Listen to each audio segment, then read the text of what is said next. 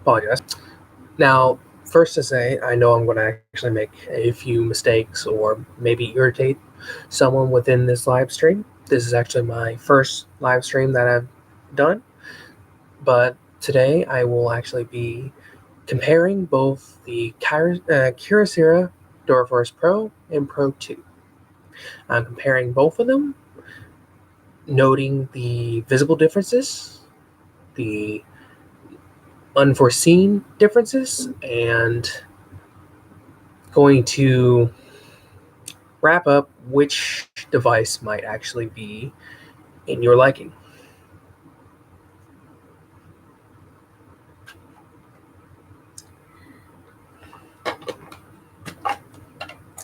I'll also go ahead and explain the major differences between the devices cases that actually are promoted by Kyocera and that are for the phones specifically made by them.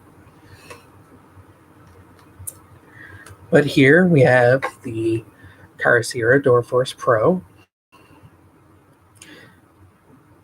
with the buttons that are on the front here. Really great feature. Allows me to always undo my mistakes. If I accidentally click on a link, the auto back function right here on the phone there always takes me out of it, even before it opens the link that I click on. And here's the Duraforce Pro 2. Nice, slick, and in comparison with the previous version, of course, bigger in size. And as you see down here, no buttons. But they actually chose to replace the button for a bigger screen on the bottom. Well, not screen, speaker. The speaker is actually pretty great. It's definitely louder than the previous one. But I do miss the buttons. They still have them for the device. You just have to turn the device on and open and awake the device. And as you see, when the device is awoken, you still have the buttons. They're just there on the touchscreen rather than visible on the device itself. Now, I'll actually be going back to the Pro at the moment.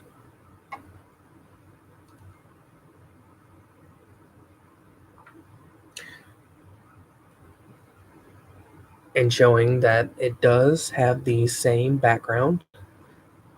I didn't change the background on this device. It actually is the background that comes with the device. Of course, you see all my apps that I have here. And I can scroll through and have a lot of fun with the device. Function there.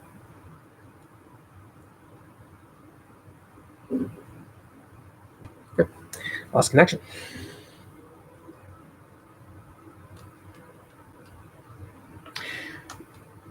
Moving on to storage. Originally, this device here has, let's see, I believe it's 32 gigabytes of storage that comes with it. Where is it? Come on. There we go. Yes. As you see, 32 gigabytes of storage with extendable micro SD card slot, with no max range of how high that micro SD card could actually go.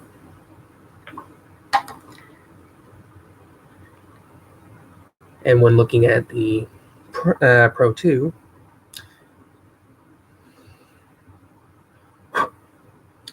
it has way more than the Pro. 64 gigabytes of original hard drive storage with extendable SD card slot. As I stated, can go up into any of the gigabyte range. It does not slow down the device, and it can actually work well with the device. Oh, whoops. Kind of actually just messed that up. One moment. Firefly Toys and Games may be closed by the time you arrive. Head east on Birchton Court toward Oops. Here we go.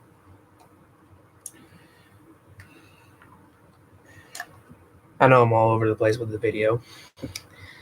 Kind of the first live stream, as I stated. But going back to the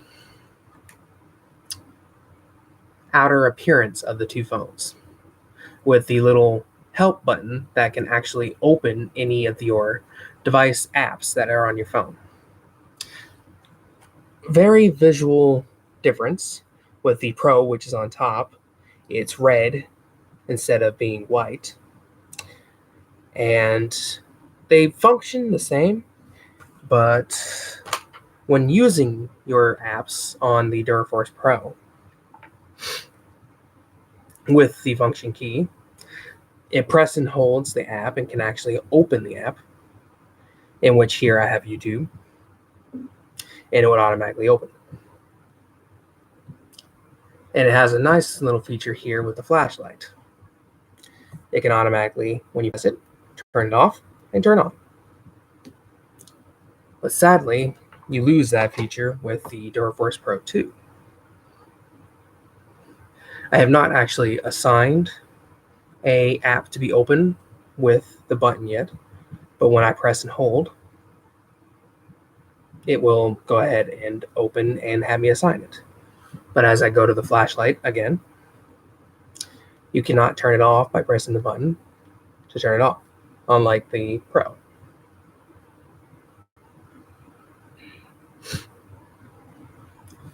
They both mainly function the same within the apps and the process and everything, but the Duraforce Pro 2 has a very nice feature called split screen, in which you can use your directions. Here, I have directions to a favorite card shop that I like to go to. I'll start the directions. Firefly Toys and Games. Of course, it's going to be closed at the moment because it's 2 in the morning. But as I hit the middle function here, let's see if I can hit it with my thumb or my finger, it splits off into split screen. And now I can open any other app that I would like to so use. I'll open up Pokemon Go for just the available app that I click on first. I'll have it load up and show that I can actually use the function of playing the game while in the directions. The split screen actually works with many of your different apps that you have on the phone. You leaving one of your programs open while you're actually in the other. It's best used when you're using directions. Finally, always takes so long for the Pokemon Go to load up. Yes, I'm safe.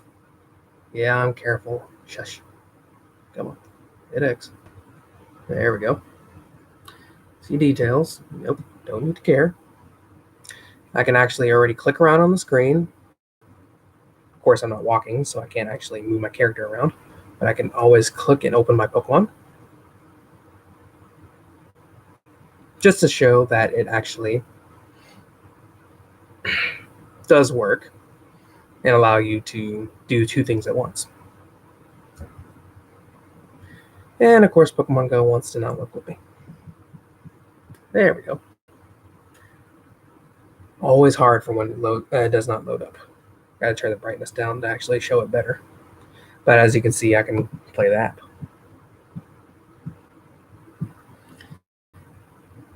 One thing is a little annoying with the split screen, but I can get over it, and I am over it, is you have to hit X, and when you're doing directions, you have to actually close it twice.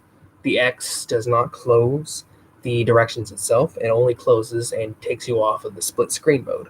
And otherwise, you could actually just hit the home button, in which will actually take you off of the split screen as well.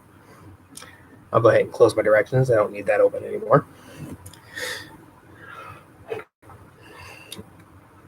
Going back to the features of the phone. Man, I'm all over the place. Let's go ahead and open the charging ports, both of the Pro and Pro 2. The Pro 2 uses Type-C charging. Fast charging at that. And the Pro takes a micro SD. Android is trying to make all their newer devices move on to Type-C, in which is a better charger because you can actually not have only one way to plug it in. Type-C can be plugged in upside down, right side up. Still works to charge your device. Both devices have fast charge when plugged in. They can both be charged wirelessly. But sadly, with Kyocera, both of the phones actually do not have fast wireless charging. I had to confirm that with the corporate office of Kyocera because both Verizon, which is my phone carrier plan, and everyone else that I spoke with did not even know if it could do fast wireless charging. And I went and actually bought a fast wireless charger in which hopes that it does fast wireless charge. I had a lot of annoyances thinking that my fast wireless charger, which is brand new, bought on the same day that I actually got the Duraforce Pro 2, wasn't working for fast charge.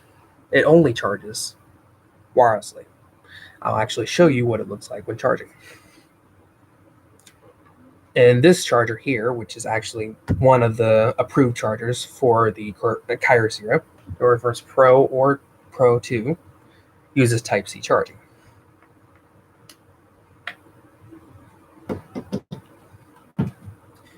Okay, the device is currently plugged. I'll use the Pro first. Oh, actually, Pro 2 by accident. There we go. Just to display, it's currently charging. I have to go ahead and can't zoom.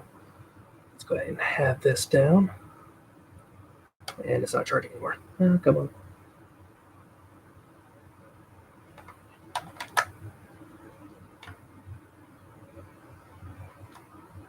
Come on, don't mess with me.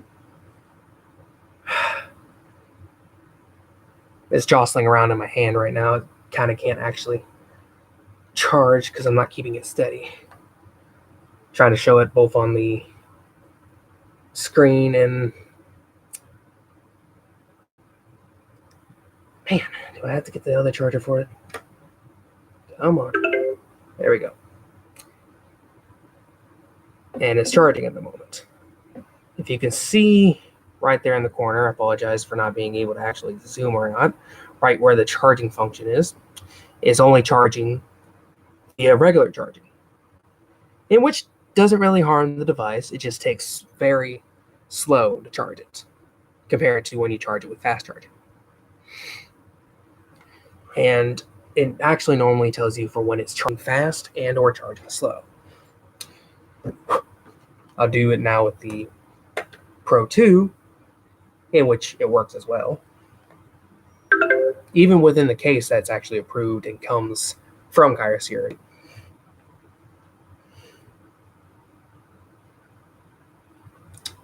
Okay. And here is actually a better show where it's just charging wirelessly. And now that I jostled a little bit, it's not charging. That symbol right there means it's just charging wirelessly. Normally, it would be a different symbol to be charging wirelessly and fast charging. I'll go ahead and unplug the fast charger and now plug in the regular plug that actually allows and supports fast charging.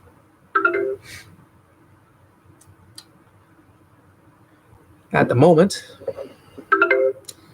it's actually saying that it's charging fast. I'll go back and display again with the wireless charger because I forgot that it does give that notification without actually pulling down. Right underneath the clock. Come on. Work with me. Don't mess with me.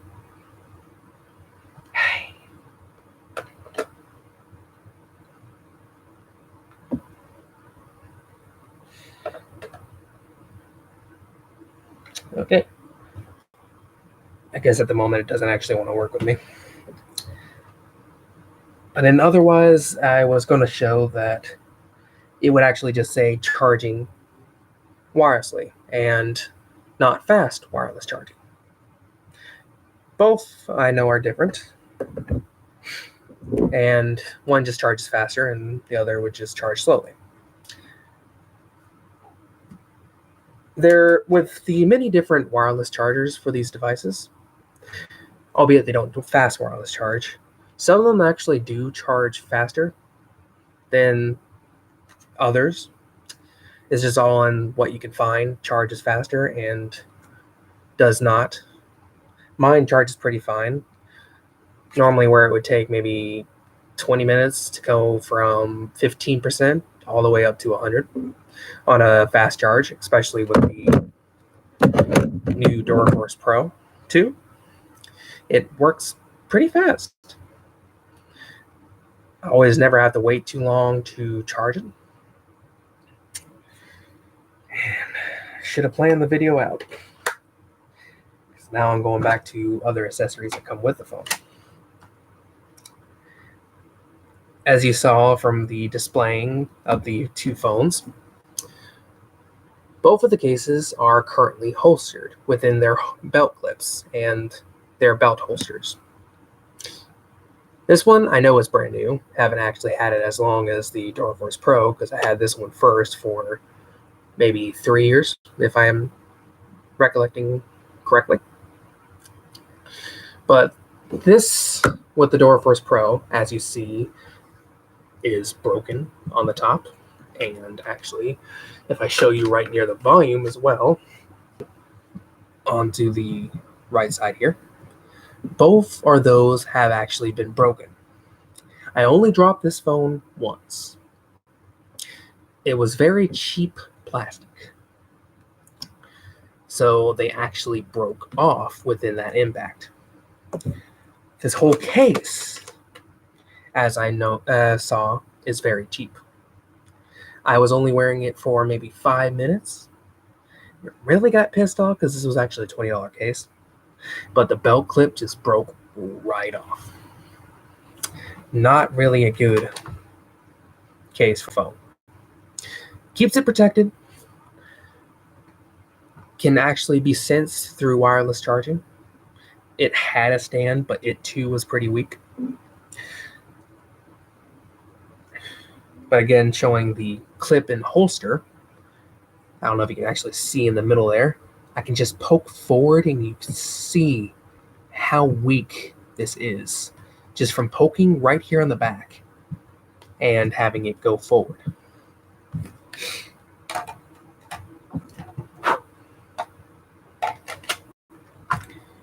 But when looking at the Duraforce Pro 2, they actually learned from their mistakes, and it's not really cheaply made. This was worth the $20. It's been working with me for a month and a half now and did not break within the first 5 minutes. And I jostled this on my hip a lot, accidentally hitting it on my car seat, on my middle console of the car, and it did not break. It easily turns, of course making a lot of noise. Easily clips. You can even see right there in the middle here where it would connect just like the previous version, but it did not get put on there cheaply. You can hardly even see where it's actually right underneath at this point, where it would actually be just like the previous one, where I can just again poke out and have it as such.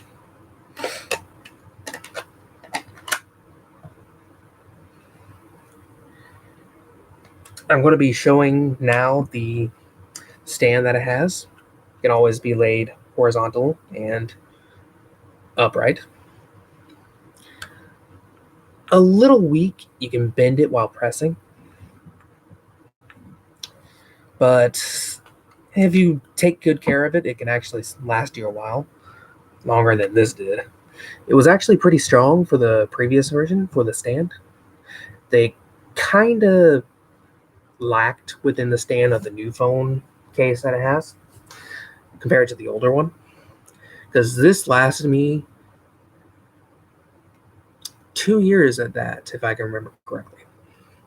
And it's actually was very nice to actually always use it to watch videos for YouTube and anything else on Hulu. Let's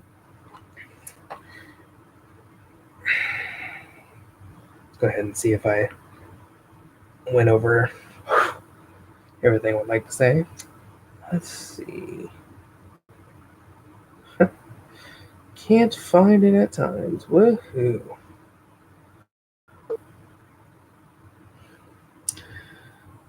Faster charge port, both. Okay, yep. Volume definitely louder. Okay. Missing buttons, which is not too bad. Okay, I can now explain that over. I'll open up a game that I have on my phone. I really loved playing it, but with the Duraforce Pro 2, the buttons, while opening a vertical face game, don't actually pop up. They are gone, and you can just always swipe the bottom of the screen here to bring them back up. But accidentally, when moving around on the screen, you can always accidentally bring up the buttons again and just mispress to have the game either get closed and such, always deleting your process in the game. Occasionally, it doesn't always happen. If you just actually work and memorize what can happen if you just hit the bottom screen and bring it up, you can always make sure you're not going to do that.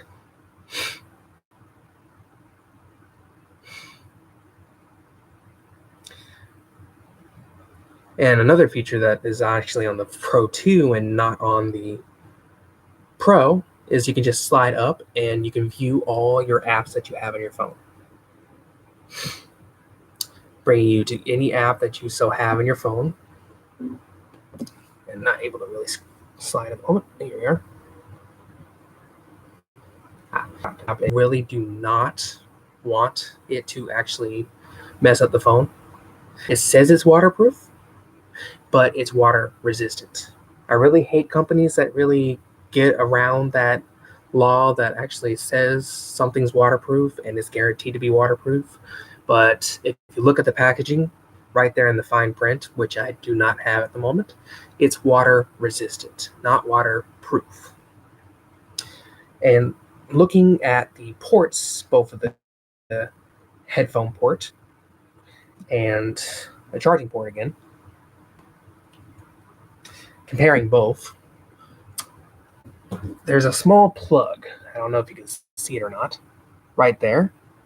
It is so much better than the previous one for the Pro compared to the Pro 2. This really sticks on there and plugs in well. Compared to the first one, in which I would show, taking out of the holster, unplugging it, it had a really tight plug that used to be in there. It got stuck one day, and I actually tried to pull it out, and it pulled the plug that actually made it water resistant out. It used to be a little orange plug that I can actually show with the headphone in the moment. Always so annoying. Fudge. Fudge. Chip. Mess up the little thing. Okay, so it used to have an orange port as such, but this one on the headphone jack is actually like the new Duraforce Pro 2, and it's charging port and headphone port. I think they actually found out that a piece that just basically is glued together with very, very thin glue really sucked to try to make this phone waterproof.